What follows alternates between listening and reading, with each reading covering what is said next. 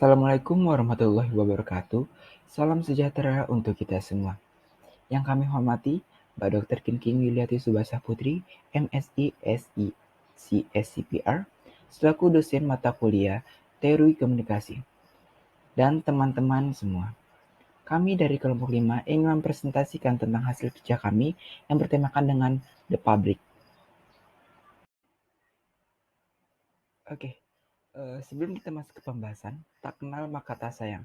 Maka perkenalkan kami dari anggota kelompok 5.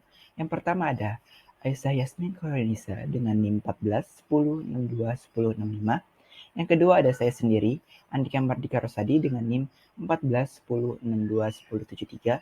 Kemudian ada teman saya Komang Pujawati Suatya dengan NIM 14 10 62 10 70. Dan yang terakhir anggota kelompok kami ada Gina Aulia Sarsabila dengan NIM 14 10 62 1117. Selanjutnya kita akan masuk ke dalam pembahasan.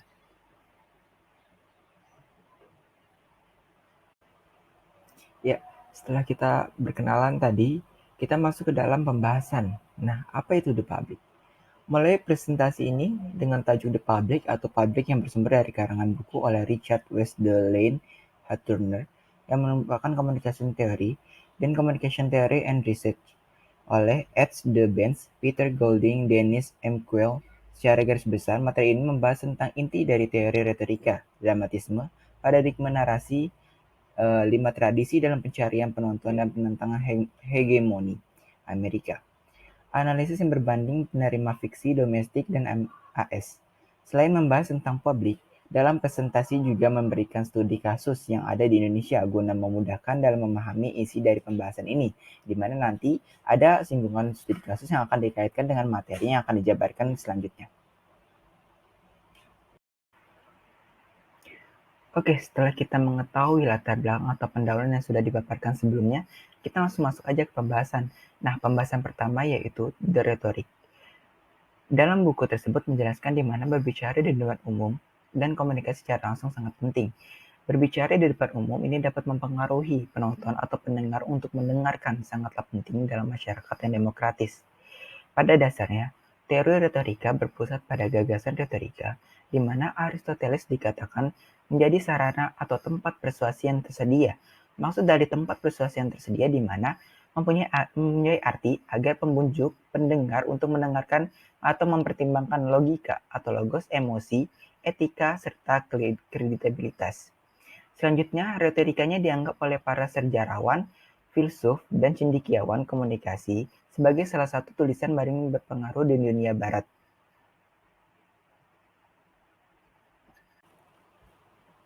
Oke, setelah kita mendengarkan sebelumnya tentang The Rhetoric, kita masuk ke dalam tradisi retorika, di mana Aristoteles dan Plato memiliki pandangan atau dapat dikatakan pemahaman tentang dunia yang saling bertentangan. Oleh karena itu, filosofi mereka juga sangat bertentangan, di mana Plato selalu mencuri kebenaran mutlak tentang dunia. Nah, sedangkan Aristoteles berkaitan dengan atau berurusan dengan di sini dan sekarang. Dia kurang tertarik untuk mencapai kebenaran mutlak, pandangan masyarakat yang logis, pandangan masyarakat yang realistis, pandangan masyarakat yang rasional. Dengan pernyataan tersebut dapat dikatakan bahwa pernyataan Aristoteles ini lebih membumi atau lebih mendarat dibandingkan dengan Plato yang mencoba memahami kehidupan masyarakat Athena. Politisi sering mendakwa, seperti contohnya politisi sering mendakwa lawan mereka dengan menyatakan bahwa retorika mereka kosong atau retorika mereka dapat dikatakan dengan sedikit tindakan. Dalam hal ini, kritik semacam ini hanya merendahkan atau meremehkan yang aktif terhadap dinamika atau proses retorika dan peranan dalam public speaking. Nah, kesimpulan dari tradisi retorika ini dapat kita lihat adalah pernyataan Aristoteles dan Plato memiliki pandangan yang sangat berbeda, di mana tadi yang dikatakan bahwa Aristoteles itu lebih membumi dan mendarat dan lebih memikirkan pandangan masyarakat yang mesti pandangan masyarakat logis, pandangan masyarakat yang realistis atau lebih pasti gitu, dan kemudian ada pandangan tentang rasional. Sedangkan Plato ini lebih mengedepankan atau lebih memahami kehidupan masyarakat Athena, di mana Aristoteles ini lebih melihat dengan pandangan diri mereka, masyarakat sekitar, dan memperluas. Sedangkan dalam Plato ini dia lebih memperkerucut tentang kehidupan masyarakat Athena. Oke, selanjutnya kita masuk ke dalam asumsi retorika. Nah, sebelum kita masuk ke asumsi retorika, maksud dari asumsi dua yang terpampang dalam PPT tersebut apa sih? Jadi, pemikiran yang luas dan bidang komunikasi sehingga hampir tidak mungkin untuk menempatkan atau sama keyakinan terkait dengan teori tersebut. Di mana dalam hal ini terdapat dua asumsi yang dikaitkan yang seperti kita lihat pada PPT tersebut. Yang pertama yaitu pembicara public speaking yang efektif atau dapat dikatakan berjalan dengan lancar, maka harus mempertimbangkan audiens mereka. Kemudian, yang kedua, pembicara publik lebih banyak dan sering efektif dengan sistem menggunakan bukti di setiap presentasinya mereka. Nah, dalam hal ini, Aristoteles pun mengatakan bahwa audiens sangat penting dalam suatu efektifan bicara atau dalam suatu presentasi gitu. Beberapa banyak pembicara anggota masyarakat lainnya berpartisipasi dalam menganalisis proses evaluasi audiens dan latar belakang.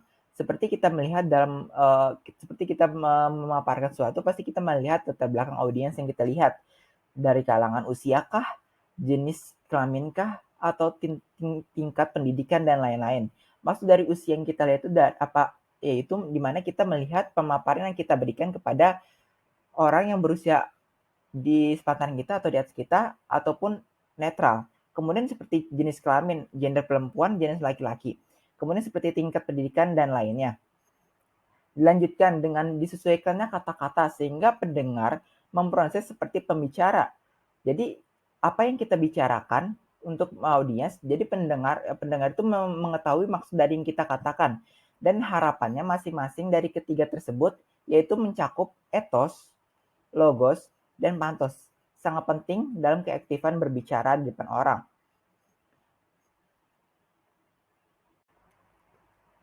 Oke, setelah sebelumnya pemaparan yang saya lakukan tentang tradisi retorika dan asumsi retorika. Sekarang kita masuk ke silogisme atau argumen tingkat 3. Di mana dalam hal ini Aristoteles menciptakan pesan yang lebih efektif terletak dalam bukti-bukti. Logis ini adalah suatu yang disebut dengan silogisme tersebut. Nah, silogisme dapat dikatakan himpunan proposisi yang saling berhubungan dan menarik kesimpulan dari premis mayor dan premis minor dan juga biasanya silogisme. Terdapat dua premis dan satu kesimpulan. Nah, dengan kata lain, premis mempunyai kepentingan yang penting, di mana menjadi titik tolak atau yang digunakan oleh penutur. Nah, bagi Aristoteles ini, atau bisa dikatakan bahwa dilihat dari PP tersebut, silogisme adalah bagian penting dari proses berbicara. Berbicara gunakan untuk meningkatkan efektivitas pidato mereka. Selain itu juga mengeras suara juga menyertai teknologi lain yang disebut dengan kanon yang akan dijelaskan nanti.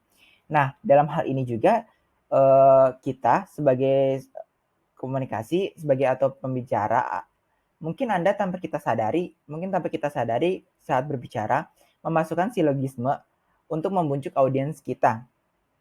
Namun masyarakat seringkali kompleks dan berbelit-belit, menarik kesimpulan yang jelas dan premis awal mungkin tidak tepat. Nah, dalam hal itulah maka dinyatakan bahwa silogisme itu tadi adalah bagian yang penting dari proses pembicara gunakan untuk meningkatkan efektivitas pidato. Selanjutnya kita masuk ke dalam kanon retorika yang sudah disinggung di silogisme argumen tingkat 3 itu, yang dimana tadi selain itu juga pengeras suara juga menyertakan teknologi lainnya yang disebut dengan kanon. Nah, dalam kanon tersebut sebagian besar komunitas mengikuti atau dapat dikatakan dengan kanon untuk berbicara efektif yang diajarkan oleh masyarakat Yunani kuno ataupun Romawi awal, di mana terdapat 5 yang digunakan dalam diantaranya. Yang pertama bisa kita lihat dalam PPT tersebut ada penemuan, pengaturan, gaya, memori, dan penyampaian. Nah, dalam penemuan ini kita bisa lihat dalam PPT tersebut, kunon pertama yaitu penemuan yang dapat diartikan sebagai konstruksi atau argumentasi yang bisa memperkuat dalam suatu pidato. Nah, di mana dalam suatu pidato tersebut dibawa oleh suatu penemuan terdapat topik dalam sesuatu yang mengacu pada argumen atau baris yang digunakan. Oleh karena itu topik membantu dalam meningkatkan daya persuasif mereka, di mana penemuan-penemuan atau topik-topik baru dalam penyampaian tersebut yang dapat membantu pembicara untuk mengatakan atau memaparkan yang akan disampaikan. Kemudian yang kedua, pengaturan. Sebuah kanon retorika yang saling berkaitan dengan sesuatu kemampuan dalam berbicara, di mana untuk mengatur sebuah pembahasannya, di mana kesederhanaan juga menjadi prioritas karena Aristoteles berargumen dan mempertimbangkan ide-ide yang mirip dengan miliknya. Nah, dalam hal ini juga mengidentifikasi percayanya bahwa pada dasarnya ada dua pidato menyatakan subjek menemukan buktinya atau apa yang disebutnya menunjukkannya.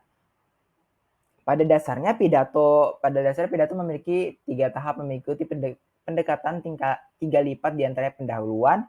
Nah, isi penutup yang biasanya kita ketahui bahwa memang dalam pidato tersebut ada pendahuluan yang akan disampaikan, kemudian ada isi dalam pidato tersebut, kemudian ada ditutup dengan penutupan.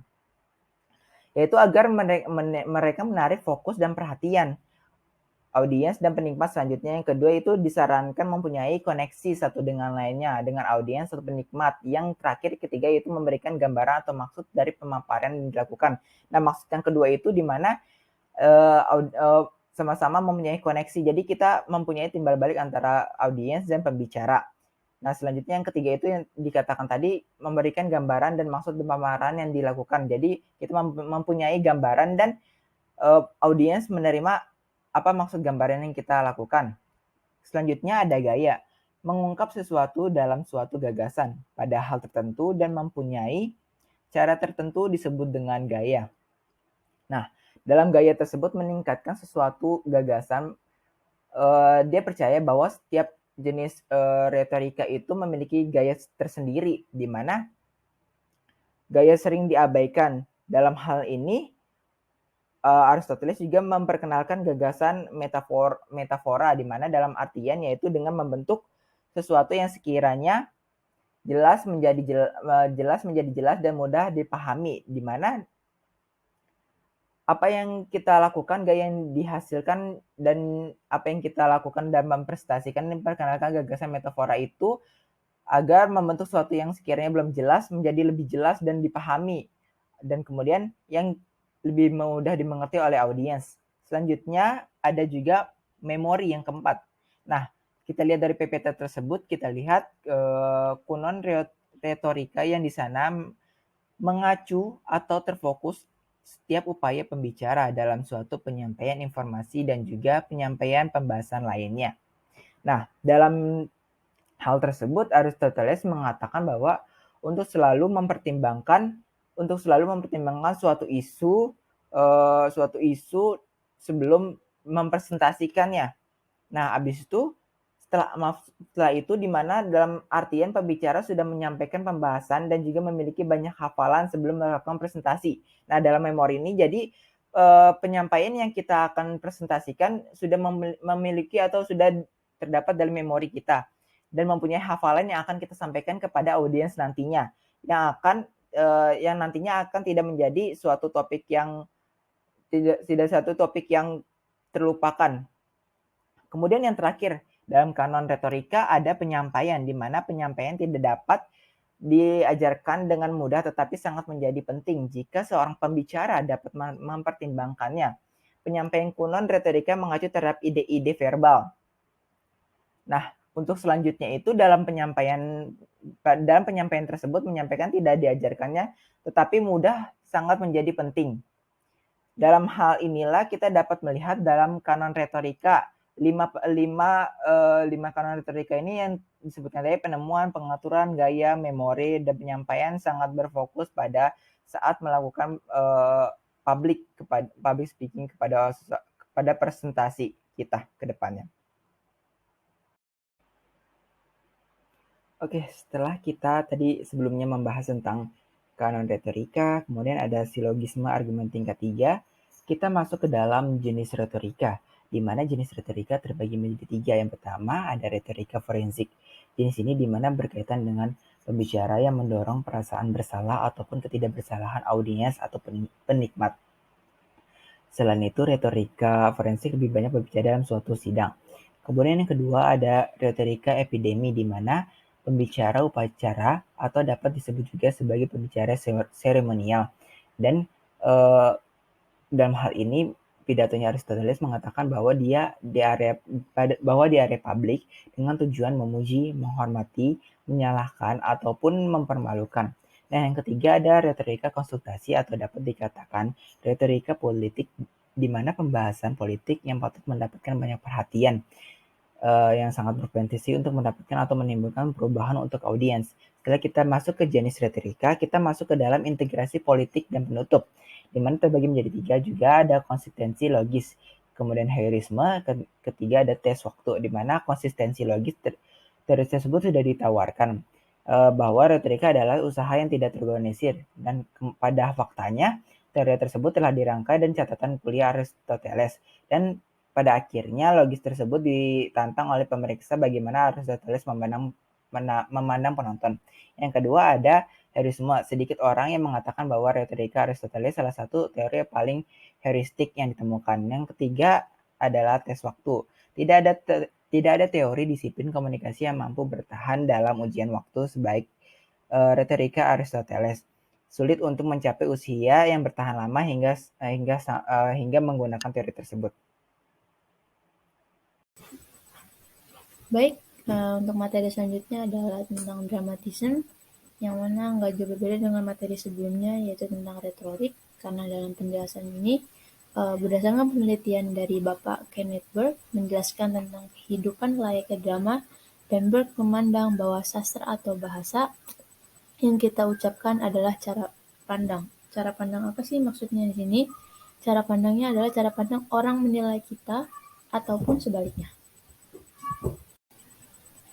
Berikutnya adalah 3 alasan menurut Burke bahwa drama adalah metafora. Alasan pertama yaitu drama menunjukkan sapuan besar-besaran, dan Burke tidak membuat klaim terbatas, seperti unlimited, yang tujuannya adalah untuk berteori tentang seluruh rentang pengalaman manusia.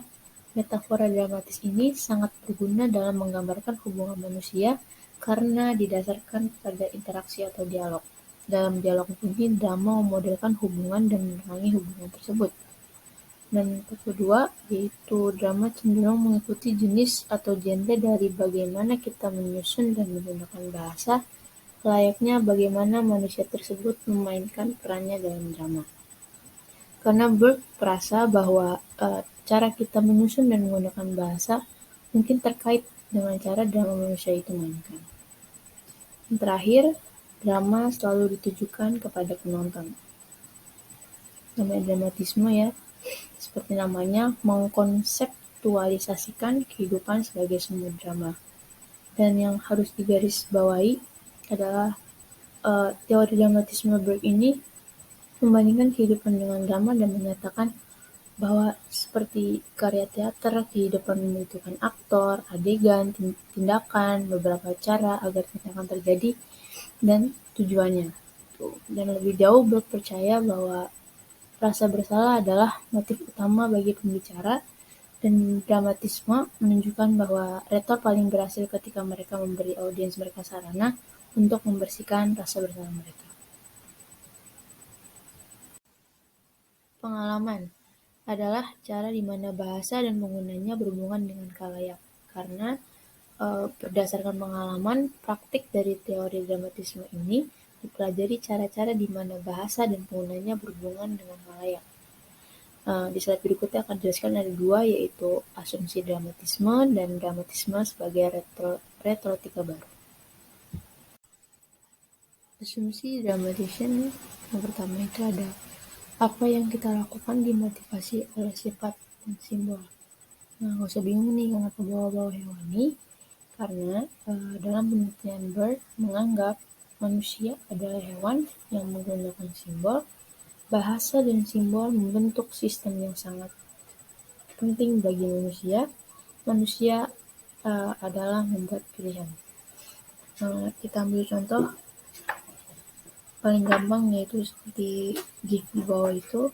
Saat pria tersebut haus, ia minum air untuk memuaskan dahaganya atau sifat harmoninya. Dan untuk asumsi kedua dan ketiga adalah bahwa bahasa berpengaruh menentukan atas orang tersebut, dan yang ketiga manusia adalah pembuat pilihan. Burke terus-menerus menyarankan bahwa behaviorisme harus ditolak karena bertentangan dengan pilihan manusia. Dramatisme sebagai retorika baru. Dalam buku A Rhetoric of Motive 1950, Burke berpendapat bahwa definisi retorika pada dasarnya adalah persuasi, dan tulisannya mengeksplorasi cara-cara di mana persuasi terjadi. Perbedaan pendapat antara Burke dan Aristoteles dibedakan menjadi retorik lama dan retorika baru. Istilah kunci untuk retorika lama itu adalah persuasi, dan retorika baru adalah identifikasi. Namun tujuan Burke mengemukakan pendapatnya tersebut adalah bukan untuk menggantikan konseptualisasi Aristoteles tersebutnya, melainkan untuk melengkapi pendekatan tradisionalnya. Kemudian ada identifikasi dan substansi. Burke menegaskan bahwa segala sesuatu memiliki substansi yang didefinisikan sebagai sifat umum dari sesuatu. Burke berpendapat bahwa ketika ada tumpang tindih antara dua orang dalam hal substansi mereka akan memiliki identifikasi. Semakin banyak tumpang tindih yang ada, semakin besar identifikasinya. Kebalikannya juga benar ya. Jadi semakin sedikit tumpang tindih antar individu, semakin besar pembagian yang ada di antara mereka. Proses rasa bersalah dan penebusan. Rasa bersalah adalah motif utama untuk semua aktivitas simbolik, dan Burke mendefinisikan rasa bersalah secara luas untuk mencakup semua jenis ketegangan, rasa malu, jijik, atau perasaan tidak menyenangkan lainnya. Inti dari teori Burke adalah gagasan bahwa rasa bersalah adalah intrinsik bagi kondisi manusia. Karena kita terus-menerus merasa bersalah, kita juga terus-menerus terlibat dalam upaya untuk membersihkan diri kita dari ketidaknyamanan rasa bersalah. Berikut adalah 4 proses di mana jika seseorang merasa bersalah dan berupaya untuk mengurangi rasa bersalah tersebut dengan mengekspresikan. Ini ada 4, yaitu keteraturan atau hierarki. Lagi-lagi membahas tentang bahasa ya, karena dalam pembahasan ini bahasa itu memungkinkan kita berada di kategori sosial mana, seperti yang lebih kuat, lebih kaya, lebih miskin, lebih lemah gitu. Dan negatif bisa terjadi jika seseorang tersebut menolak tempat dalam tatanan sosial dan menunjukkan perlawanan. Yang ketiga, pengkambing hitaman adalah memberikan rasa bersalah dan menyalahkan orang lain atas tindakan kesalahan yang sebenarnya ia lakukan. Dan yang keempat terakhir adalah langkah terakhir, yaitu penebusan. Penebusan adalah kenyataan bahwa rasa bersalah hanya dihilangkan sementara ketika tatanan atau hierarki dibangun kembali. Rasa bersalah kembali mengganggu kondisi manusia. The Narrative Paradigm. Teori ini berdasarkan penelitian dari Walter Fisher. Paradigma narasi mempromosikan keyakinan bahwa manusia adalah pendongeng. Nilai-nilai, emosi, serta pertimbangan estetika mendasari keyakinan dan perilaku kita. Dengan kata lain, kita lebih terbujuk oleh cerita yang bagus daripada argumen yang bagus.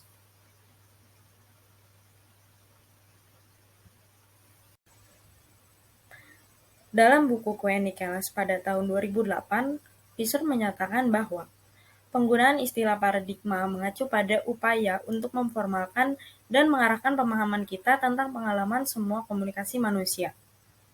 Fisher percaya bahwa dia menangkap sifat dasar manusia dengan wawasan bahwa kita adalah pendongeng dan mengalami hidup dalam bentuk naratif. Studi komunikasi juga telah dipengaruhi oleh minat dalam narasi. John Lukács dan Callista Condit pada tahun 1985 menegaskan keyakinan yang berkembang bahwa narasi mewakili media universal kesadaran manusia.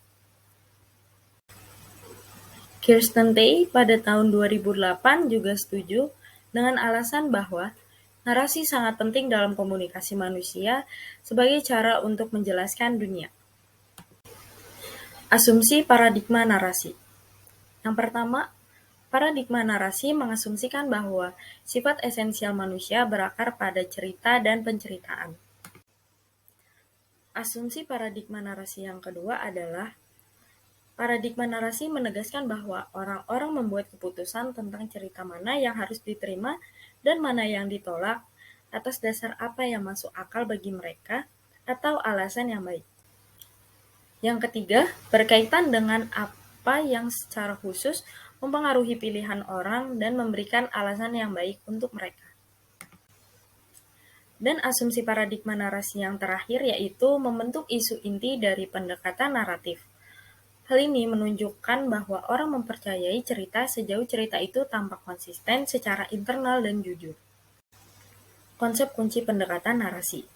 Menelusuri asumsi paradigma narasi membawa kita pada suatu pertimbangan dari beberapa konsep kunci yang membentuk inti dari kerangka teoritis. Terdapat 3 konsep kunci pendekatan narasi. Yang pertama ada cerita. Narasi sering dianggap hanya sebagai sebuah cerita, tetapi bagi Visser, narasi lebih dari sekadar cerita yang diplot dengan awal, tengah, dan akhir. Dalam perspektif Visser, narasi mencakup setiap akun verbal dan non-verbal dengan urutan peristiwa yang pendengar memberikan makna. Definisi Visser sangat luas dan sejajar dengan apa yang dianggap banyak orang sebagai komunikasi itu sendiri. Ini tentu saja adalah poinnya. Menurut Visser, semua komunikasi adalah naratif. Dia juga berpendapat bahwa narasi bukanlah genre tertentu, cerita yang bertentangan dengan puisi misalnya, tetapi lebih merupakan model pengaruh sosial. Yang kedua ada rasionalitas narasi. Mengingat bahwa hidup kita berpengalaman dalam narasi, kita membutuhkan metode untuk menilai mana yang harus dipercaya dan mana yang harus diabaikan. Seperti yang telah disebutkan sebelumnya, tes rasional tradisional mencakup apakah klaim sesuai dengan fakta aktual, apakah semua fakta yang relevan telah dipertimbangkan, apakah argumen konsisten secara internal, dan apakah penalaran yang digunakan sesuai dengan standar logika formal dan informal. Dan yang terakhir ada koherensi. Koherensi merupakan standar penting untuk menilai rasionalitas naratif yang pada akhirnya akan menentukan apakah seseorang menerima atau menolak naratif tersebut. Koherensi mengacu pada konsistensi internal sebuah narasi. Saat menilai koherensi sebuah cerita, pendengar akan bertanya apakah narasi tersebut tampak menyatu secara konsisten. Koherensi terbagi menjadi 4 bagian. Yang pertama ada koherensi material, yang merupakan jenis koherensi yang mengacu pada kesesuaian antara satu cerita dan cerita terkait lainnya. Yang kedua ada koherensi struktural, jenis koherensi yang mengacu pada aliran cerita. Yang ketiga ada koherensi karakterologis, yaitu jenis koherensi yang mengacu pada kepercayaan karakter dalam cerita. Dan yang terakhir ada kesetiaan, prinsip rasionalitas naratif menilai kredibilitas sebuah cerita.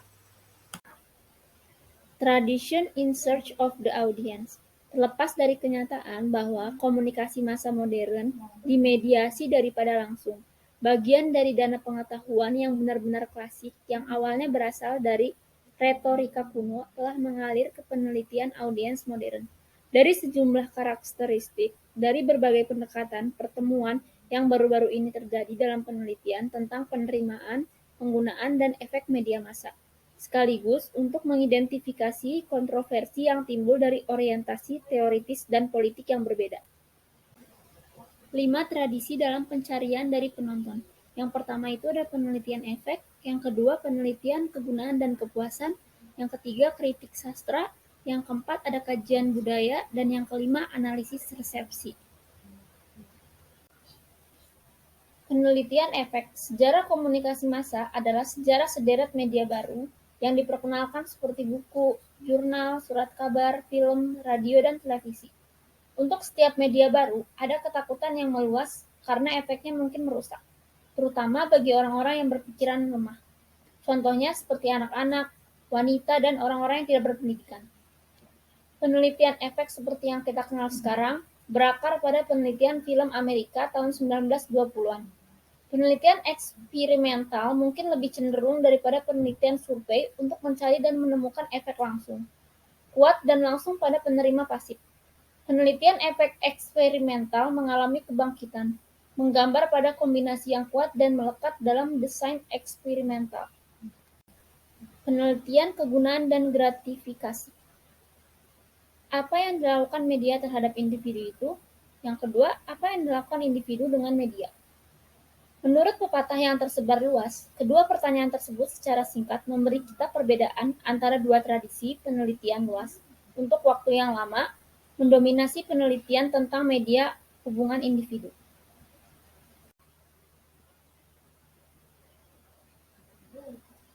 Penelitian uses and gratification dapat dikatakan telah berkembang dalam 4 fase. Yang pertama, bergerak dari deskripsi prima. Yang kedua, upaya tipologis yang membangun operasionalisasi sistematis variabel sentral. Yang ketiga, upaya penjelasan. Dan yang terakhir, pembangunan teoritis sistematis. Dalam upayanya untuk membangun dan menguji teori-teori formal, penelitian uses and gratification telah memanfaatkan perkembangan terbaru dalam psikologi sosial, terutama yang disebut pendekatan nilai harapan.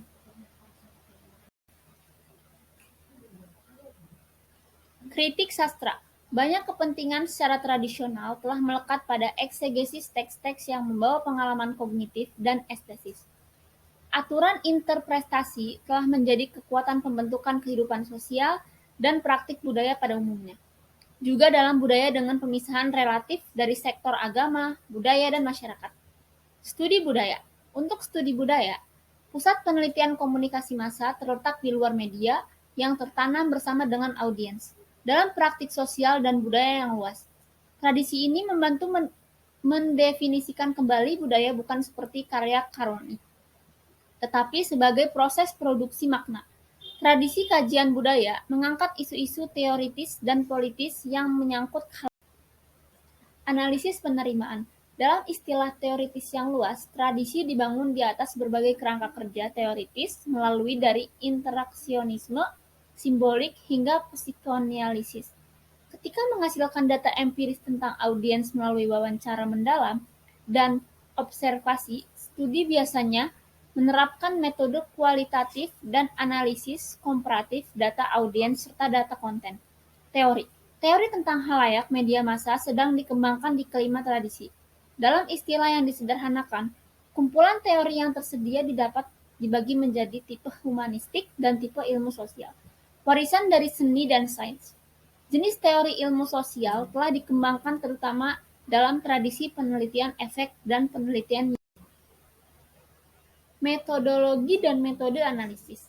Mencoba meringkas perkembangan teoritis saat ini, dalam 5 tradisi penelitian yang dibahas, kami mencatat pertama-tama bagaimana dalam kelima tradisi anggota audiens menjadi semakin aktif dan selektif dalam penggunaan interpretasi terhadap media massa.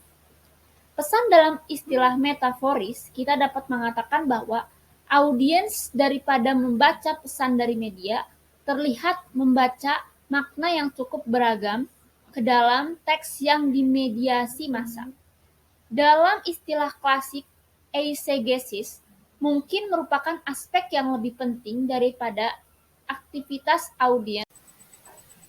Menentang hegemon Amerika, mengambil kasus eksploitasi orang-orang dalam komunitas kecil bahasa Eropa.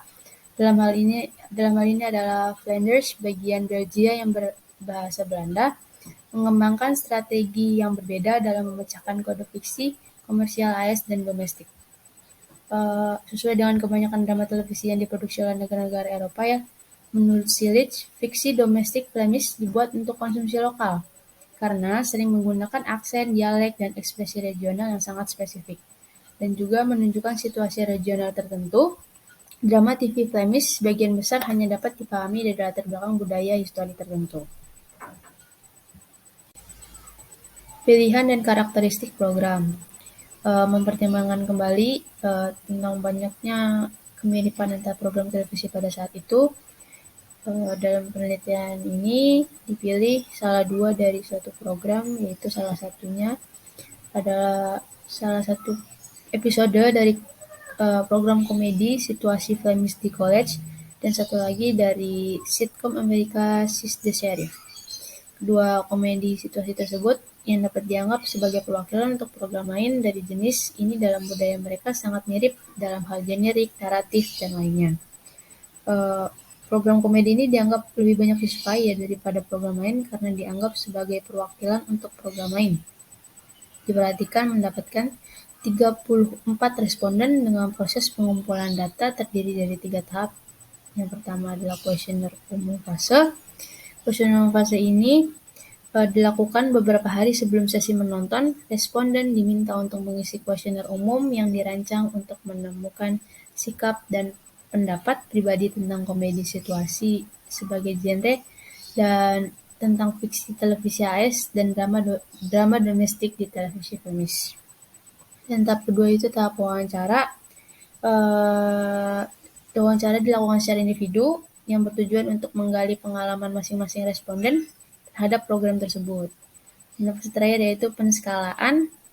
Pada sesi ini, bucket kuesioner lain diberikan kepada setiap responden. Pada fase penelitian ini, responden diminta untuk mengatribusikan nilai karakteristik tertentu pada 6 karakter utama di komedi situasi tersebut dengan menggunakan teknik penskalaan. Kemudian, untuk memiliki wawasan yang lebih baik tentang penerimaan sebagai suatu proses, konsep tersebut memiliki alasan analitis untuk dipecah menjadi bagian-bagian substansial yang berbeda, yang kita sebut momen dalam proses penerimaan. Dalam studi kasus ini dijelaskan secara eksplisit menerapkan metode analitis yang ada untuk menunjukkan bagaimana metode ini dapat dimasukkan ke dalam skema proses penerimaan yang lebih rinci, berubah, dan diartikulasikan.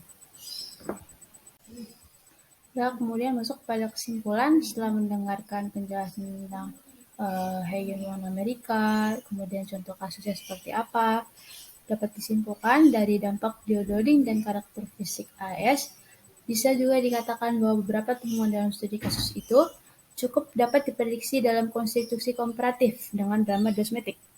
Memang penelitian ini hanya salah satu cara untuk menangani masalah konsumsi program impor Amerika.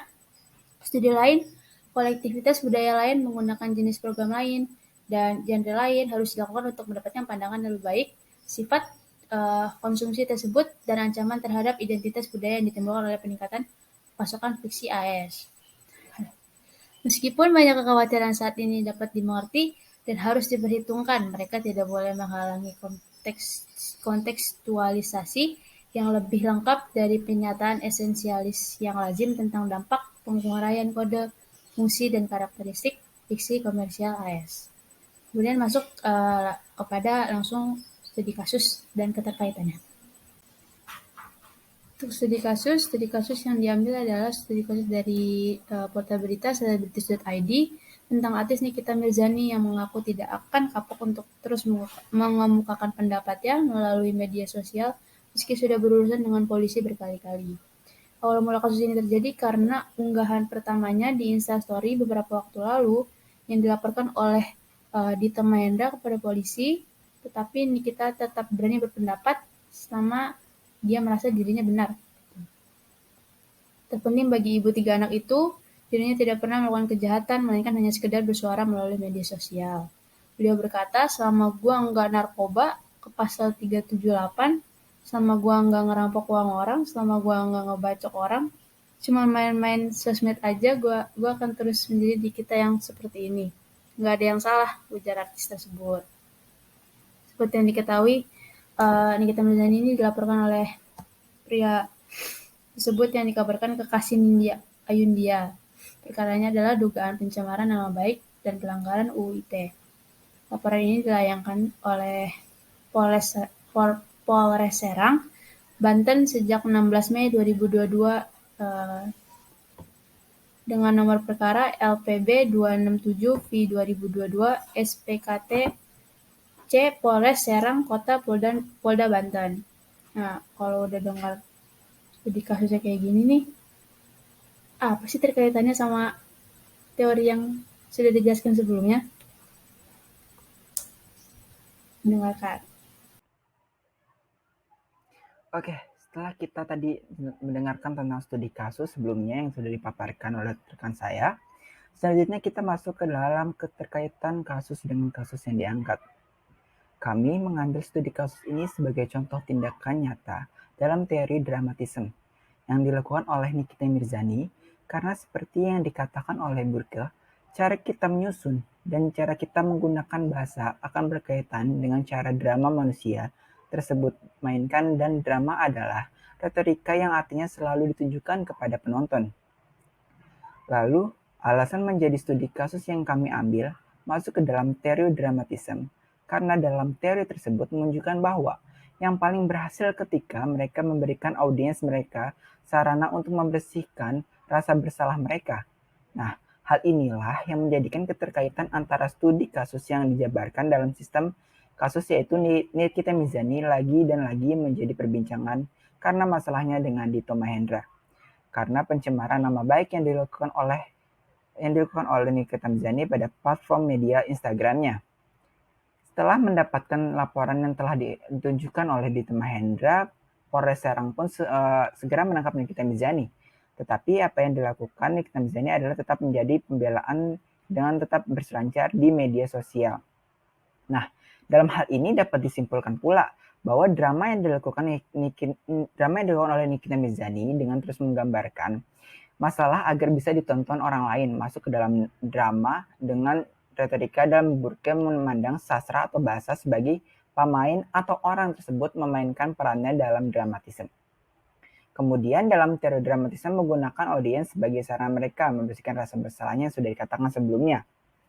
Kemudian tidak hanya dalam hal tersebut juga, kasus yang sudah dibabarkan oleh rekan saya, jika dalam studi kasus yang kami ambil, jika dikaitkan dengan bab yang menjelaskan tentang adanya teori retorika, di mana menjelaskan bahwa berbicara di depan umum, di mana masyarakat mendengarkan pandangan bertentangan dengan diri kita sendiri. Pada kasus tersebut, banyak dugaan tentang artis Nikita Mirzani, di mana dia menyangkal tentang apa yang dikatakan masyarakat luas tentang dirinya, yaitu Nikita Mirzani, dan dilaporkan kepada kepolisian.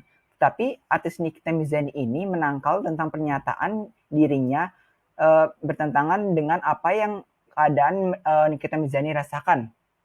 Kemudian pada dasarnya teori retorika ini atau teori retorika Aristoteles diakui oleh banyak sejarawan yang pernah disinggung di pembahasan sebelum-sebelumnya, bahwa sejarawan di mana tulisan paling berpengaruh di dunia barat. Nah, dalam teori ini dapat diambil pointer tentang berbicara di depan umum.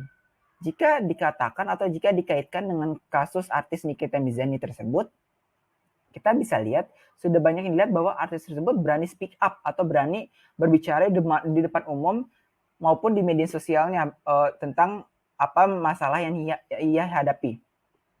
Nah, dengan begitu pun jika dikaitkan dengan kasus Nikita Mirzani mengatakan bahwa yang ia katakan sesuai apa yang ada dia pikirkan, di mana artis Nikita Mirzani menurut ia benar sesuai dengan apa yang kebenarannya.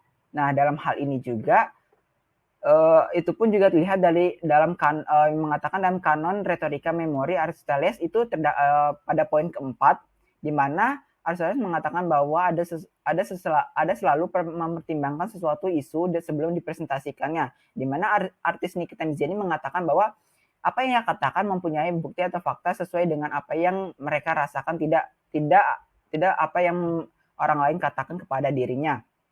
Nah, dalam hal inilah mengapa kanon retorika yang poin keempat tentang memori itu berkaitan dengan kasus Nikita Mirzani tersebut, di mana yang ia pikirkan sesuai dengan apa Nikita Mirzani menurut ia benar dan sesuai dengan apa kebenaran yang ada. Oke, selanjutnya dalam keterkaitan kasus tersebut sudah dijelaskan bahwa Ada beberapa kaitan kasus dengan bab-bab materi yang sudah dikatakan sebelumnya. Untuk kali ini, maka kita akan menutup pembahasan tersebut.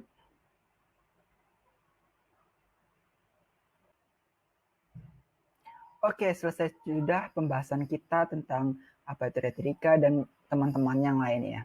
Oke, di sini saya Andika Marika sebagai moderator pada pembahasan presentasi kali ini mengucapkan terima kasih banyak atas perhatian teman-teman yang penonton nantinya yang menonton pembahasan kita ini. Semoga dalam pembahasan ini dapat menambahkan wawasan baru atau dapat mendapatkan pengetahuan baru tentang yang kami sampaikan. Juga terima kasih kepada teman-teman yang berniat untuk memberikan like, komen, subscribe-nya untuk YouTube kami ini. Kami mengucapkan terima kasih banyak atas perhatiannya dan mohon maaf jika ada kata-kata yang kurang berkenan atau ada informasi atau yang terlewat. Kami mohon maaf. Terima kasih. Saya mewakili teman-teman mengucapkan terima kasih. Wassalamualaikum warahmatullahi wabarakatuh. Tetap semangat menyebarkan kebaikan. Bye-bye. Jangan lupa like, comment, and subscribe YouTube ini ya.